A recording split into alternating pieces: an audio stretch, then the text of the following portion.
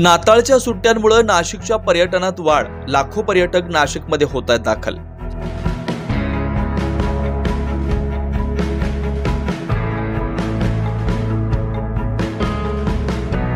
सध्या शाळांना नाताळच्या सुट्ट्या लागल्या। 2 दिवसातच शनिवार, रविवार, त्यानंतर लगेचच 31 डिसेंबर असल्यानं शहरात मोठ्या प्रमाणात पर्यटक दाखल झालेत। दरवर्षी या कालावधीत साधारण 65 ते 70 हजार पर्यटक येतात। यंदा मात्र नाताळच्या पहिल्याच दिवशी किमान 1 लाख पर्यटक दाखल झाल्याचा दावा हॉटेल्स व ट्रॅव्हल्स असोसिएशनच्या पदाधिकाऱ्यांनी केलाय।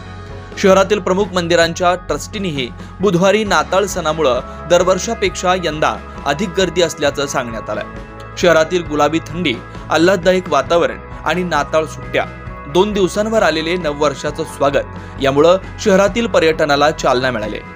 एकीकडे नाशिक शहर लगतच्या पर्यटन स्थळांना भेटी देण्याबरोबरच धार्मिक पर्यटनही मोठ्या प्रमाणात होत असल्याचं दिसून आलंय। 9 न्यूज महाराष्ट्र ब्युरो।